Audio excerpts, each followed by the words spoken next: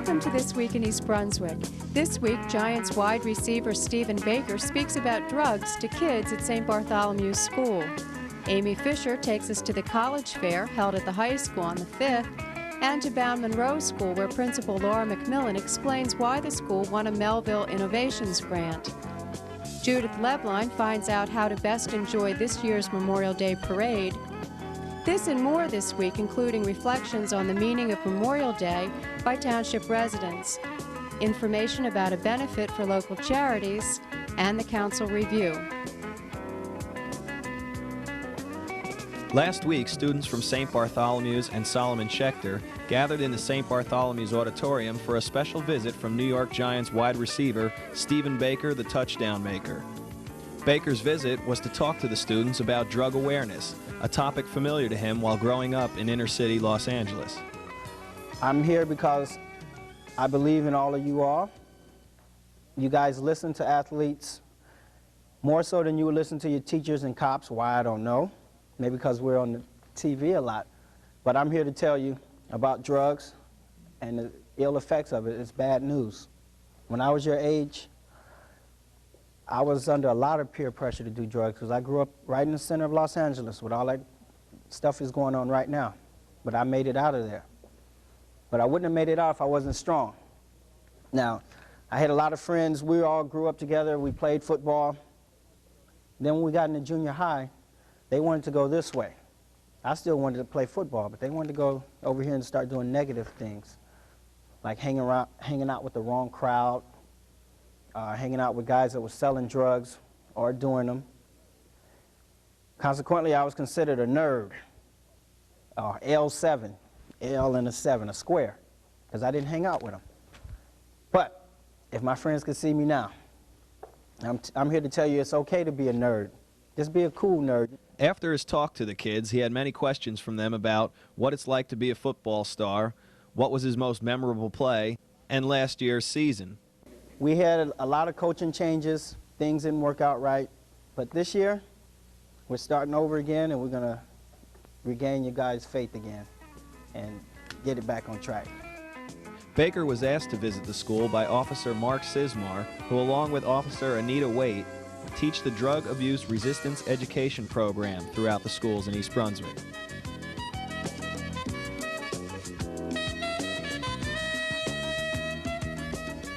Hi, I'm Jack Coughlin, Township Administrator. 25 years ago, the United States was in the middle of the longest war in our history. About this time, the United States and South Vietnam joined forces in an offensive called Operation Junction. 55,000 people of United States soldiers were killed in that war. 282 died in that offensive. Join us May 24th for the parade and Memorial Day services honoring our veterans from Vietnam and the other wars. In other school-related news, Bound Monroe will be one of 9 schools in the country to receive a grant from the Melville Corporation, the parent company of various nationwide franchises. Amy Fisher spoke to the principal of Bound Monroe, Laura Mc Millan. Laura, could you tell us how the school received it? What process did you have to follow? Okay. Earlier this year, I believe Dr. Ogden sent application forms to the schools. I duplicated them, sent them out to the teachers, and told them if anyone has an idea, we would pursue it. And within days, Gail Raby, who is one of our 5th grade teachers, came back to me. She'd spoken to some teachers, and they had an idea. So I said, let's go for it. So she and Valerie Rabinskis, who was the art teacher, then went back to the teachers, generated more ideas, and then, went through the whole application process. Then I believe in early March, we received notification that we were finalists, and in the latter part of March, a team of people from Melville Corporation came to visit the school, spent a whole morning with us, and then we had to wait a few more weeks, and finally at the beginning of April, we received a phone call and were told that we were going to be awarded the grant. That's wonderful. Now, you'll be receiving approximately $133,000 over the next 3 years for this project that you proposed. Could you tell us a little bit about what you'll be using the money for? Okay. It's basically built on the idea, well, the title of the grant is Learn to Teach, Teach to Learn. And it's really based on the idea that you never really learn something as well as you do when you have to teach it and present it to someone else. And that's what we're going to have our children doing. We're going to try to create a learning environment in which students in the school play a major role as teachers. They'll have more control over the learning situation and affect the learning of others. So this summer we're going to be taking part in workshops where teachers are going to be determining what projects they're going to be using, what grade levels will be involved, the materials that we need. And we're even thinking about taking students to some local sites where they can work together. But you can see we're very excited about it, and the possibilities are numerous, you know, the ideas and things that we can come up with. While the parade committee is busy planning for the 1992 Memorial Day parade, the fundraising committee is busy at work doing their part for the cause. Councilman Tom Clark. Tom, tell me, why has the council decided to go out on a fundraising campaign? Well, basically, I guess number one would be because of budgetary reasons, but it's also a way for the community to get involved and help finance the parade and to become an active part of the parade. So you can buy a little piece of the parade then. What categories are there, and how can the people get involved? Okay, well, the categories that we have are the bronze, silver, and gold contributors. Anyone who contributes over $250 will receive a plaque thanking you for your contribution. And a $500 contribution is the silver, and $750 is the gold. So there's plenty of ways for anyone to get involved, and any amount is fine, is that right? Anyone who can give whatever they can afford is very much appreciated. Now, I understand there will be thanks in the Home News and the Sentinel for all the benefactors of the parade as well. Yes, they will. Councilman Riccobono, how are we doing so far? Wonderfully. We've collected over $5,200 so far, and we're looking for more. And any contribution, like Tom said, will be appreciated. And we're looking forward to everybody joining in the parade.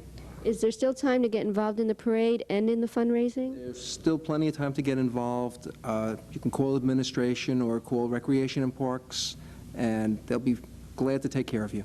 Well, you both look very optimistic. Do you think the weather will be all right? We have been assured by Mr. Neely the weather will be perfect. Well, that's one thing you can't buy. But we're looking forward to getting some more donations, and thank you for your hard work on behalf of the whole veterans organizations in town. Thank you very much. Thank you. Hi. What Memorial Day means to me. Memorial Day is a time of celebration and remembrance of our veterans of all wars for our country. This Memorial Day, we honor our veterans of the Persian Gulf War, which was concluded last year. Memorial Day has a special significance to me. I can remember attending community events and parades to honor our veterans in my hometown. I urge all of our residents to come out to honor our veterans and to participate in the Memorial Day ceremonies in our township. We have a good parade, we have a ceremony afterwards, and you can participate in many ways, whether it be actually marching in the parade, driving a car, helping judge a contest, or decorating your house along the parade route. There are certainly many ways for you to become part of our community and part of this community event. And it gives one great civic pride and honor to recognize the accomplishments of our veterans and to honor them on this very special day. So I look forward to seeing you, all of you, on Memorial Day, and thank you very much. Earlier this month, East Brunswick High School played host to a college fair. The event is designed for parents and students to meet with college representatives from around the country and to see what the schools offer, and to get answers to their many questions. It was very good because it was very personal, and they answered a lot of my questions, and they showed me a lot of things about, like, especially those colleges that I've never heard of before. So you think this will make applying to colleges easier for you? Oh, definitely. He's a future ice hockey player. He's looking for a school that has ice hockey and found one that will probably be starting a team when he's a freshman. Oh, that's great. So then you think that this program has been worthwhile for you so far? Absolutely, absolutely. Give him a feeling for what the people are like as well. people who are in admissions, that they're not a threat, that they're real people. I think the program is extremely worthwhile and very different in the sense that not many schools do you really immerse yourself for 2 days in one particular school. I feel very familiar now with the program here, the strength of the high school, and feel that when I read the applications from this high school, I'll have a much better perspective in which to evaluate them. Oh, that's great. What are some of the things that you've done while you've been here? Yesterday we had an opportunity to meet with a number of students from East Brunswick High School that were seniors to talk to us a little bit about how they viewed the admissions process, having gone through it now, and talk a little bit about really suggestions on how they can make that, or how we can make that process easier for them. We've had an opportunity to meet with counselors here and share recommendations on what we would like to see from them, and vice versa on what they can do to help their students with the college admissions process. Today we had an opportunity to meet with sophomores and juniors and to give them some insight to what we're looking for as college admissions officers, as well as acquaint them with the 40 different institutions that are here. So it's been very worthwhile.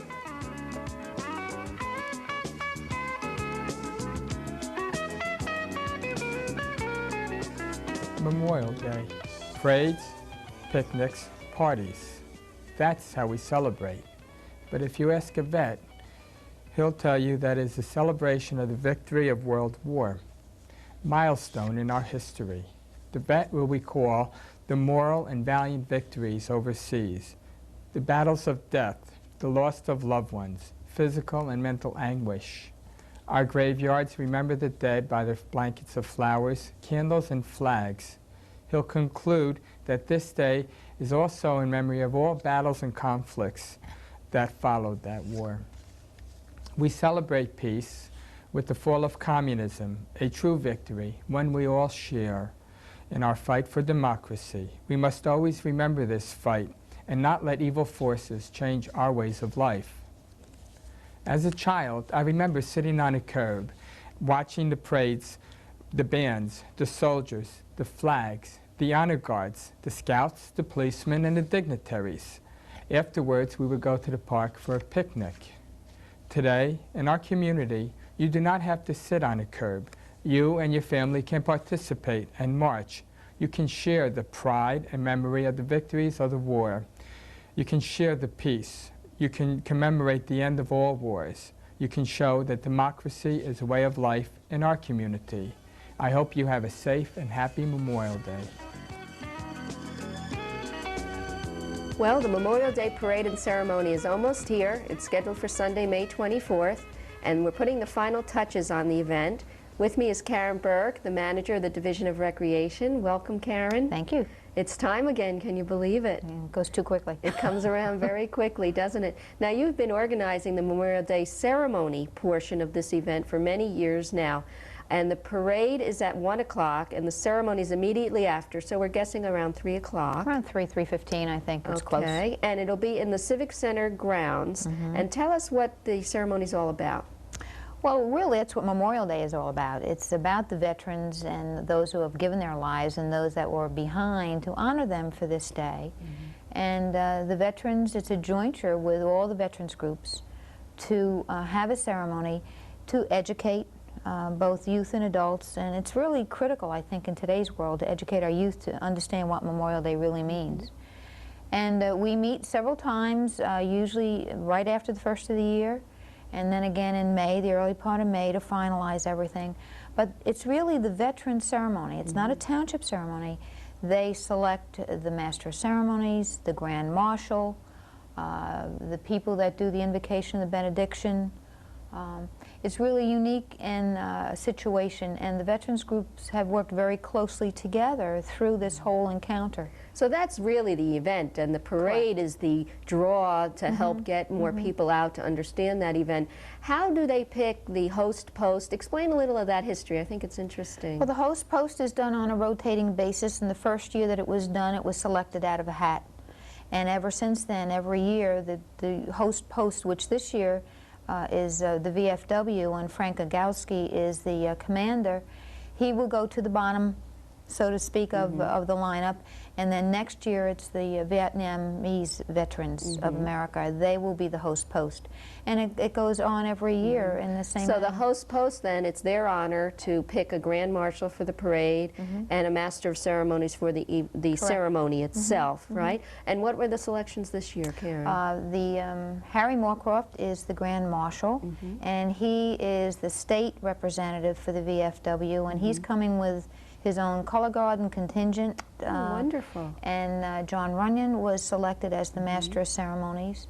And pretty much we just coordinate it. They do the picking and choosing, and we basically stay in the background and just make sure that it all works. Well, I've been at the ceremony every year, and you do a wonderful job. It's really a very touching event, and it's beautifully done.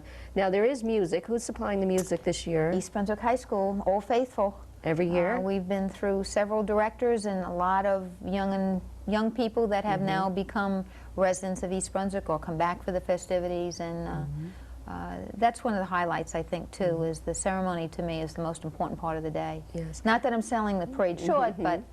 Well, there's also a 21-gun salute, or some sort of a seven-gun salute, yes, and that's done, again, all that is selected by the host post. They are responsible for every aspect of naming the people, who gets there. For instance, the Gold Star mother, Mrs. Finkelstein, who has since passed away, they would even be responsible to transport her to the site. So we give as much responsibility for this event to the veterans because it truly is their event. Now, last year I noticed a lot more Boy Scouts and Girl Scouts involved. That looked wonderful, and I know it was really a nice educational event for the Scouts. And also the Naval Sea Cadets were with us. It was very impressive. They'll be with us again this year. They will be with us again this year, and they'll be up at their post at the top of the police stairs and right down the rampway, and I think that was really nice to see them line It's a very moving ceremony. You and your staff do a wonderful job. Thank you. Now, I know at the end of the ceremony we announce the winners of all the categories in the parade. Correct. And we hand out the trophies, so we ask that people stay and join us for that. And also this year there is an essay contest sponsored by the Veterans Alliance, and we'll be announcing those names shortly and having them appear on Channel 8 as well. I just think it's wonderful because it's become what we really envisioned this to be, one of really lifting up the veterans to their proper place, and also to educate our youth to understand where Memorial Day or Decoration Day, if you go back really far in the history books, where those names came from. So I'm interested to see the essays now, to see how much of that has, will come out. I know there's a very special contribution by the Senior Center. They host a reception prior to the parade for our veterans, and then they host the afternoon for them, an opportunity to cool off and get ready for their ceremony. So we thank the senior citizens for that as well. Yeah, it's really neat. It's an all-round township event, and I think everybody's into it. So it's nice. The information about the essay contest is available through our office. If anyone is interested in finding out more, they can call us at our offices at 390-6983. In the meantime, I hope everyone at home is marking their calendars and inviting their friends. It's Sunday, May 24th. Parade starts at 1, ceremony just about at 3. And come hungry, because parking lot number 1 is full of vendors. It's all nonprofit groups that will be ready there with cold sodas and hot dogs and community treats. event. A big Certainly community day. And anyone in East Brunswick who's anyone will be there. So make sure you come out for the parade, too. I'll be looking for you.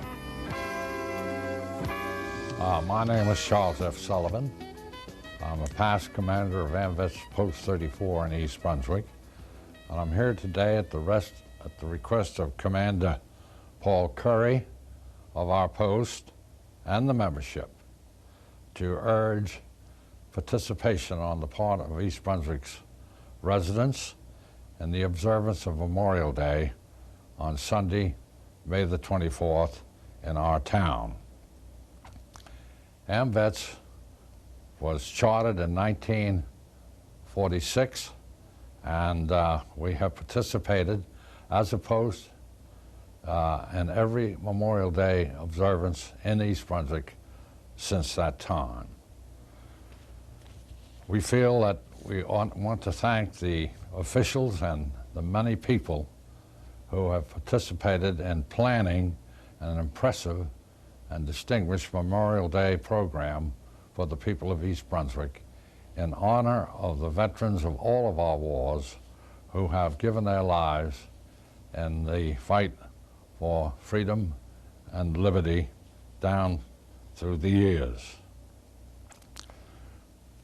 We ask that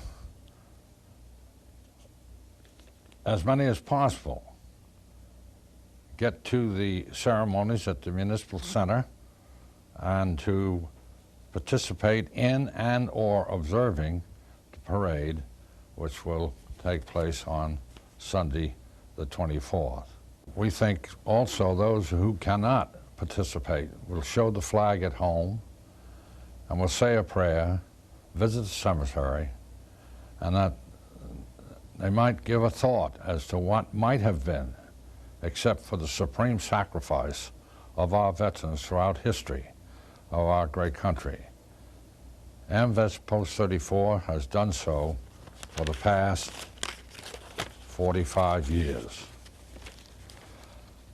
The Post has kept faith with its pledge through its members to uphold and defend the Constitution of the United States of America, to safeguard the principles of freedom, liberty, and justice for all, to promote the cause of eternal peace and goodwill among nations, and to maintain inviolate the freedom of our country, and to preserve the fundamentals of democracy and Americanism, to perpetuate the friendships and associations of the Great War of Liberation and those that followed, and to dedicate ourselves to the cause of mutual assistance.